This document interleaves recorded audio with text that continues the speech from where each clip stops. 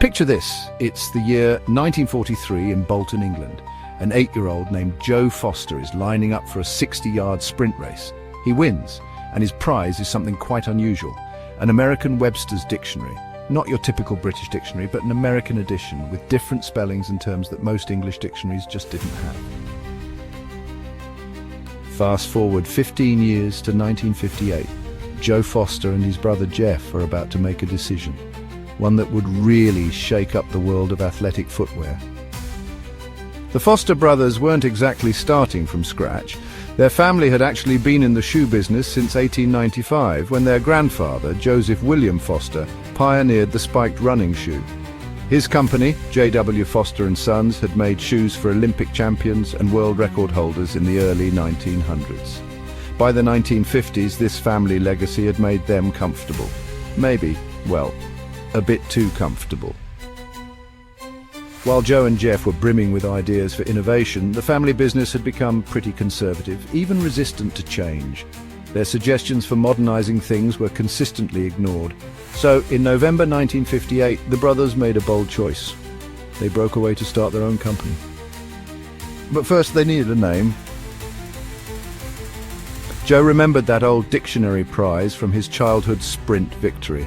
Flipping through its pages for inspiration, he landed on a word that caught his attention, Reebok, which the American dictionary described as a small African antelope.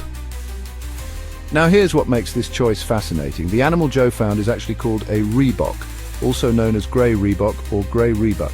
But his American Webster's Dictionary used the spelling Reebok, an American variant of the name. As Joe would later recall, they used this American spelling, which was also free to register as a trademark. And what a choice it was. The Reebok isn't just any African antelope. These South African creatures are renowned for their incredible speed, agility and grace, exactly the qualities you'd want associated with athletic footwear. The antelope can leap with stunning precision and maintain incredible stamina across rocky terrain, making it a perfect mascot for a sports brand. The brothers initially called their venture Mercury Sports Footwear before settling on Reebok. They set up shop in Bolton, and Joe's 15-year-old dictionary prize became the foundation of what would become a global empire. The timing was perfect. While their family's established business clung to traditional methods, Reebok embraced innovation. They focused on comfort, performance, and style, qualities embodied by their swift antelope namesake. The brothers were determined to prove that breaking away from tradition could lead to something extraordinary. So, by 1979, American businessman Paul Fireman actually discovered Reebok at a trade show in Chicago. Recognizing the brand's potential, he brought Reebok to the United States, where it really exploded into the global phenomenon we know today, ultimately challenging giants like Nike and Adidas on the world stage. The irony, well, it's kind of amazing actually. A childhood sprint victory and its dictionary prize became the key to unlocking a multi-billion-dollar brand. Sometimes, the most powerful brand stories aren't about careful market research or focus groups.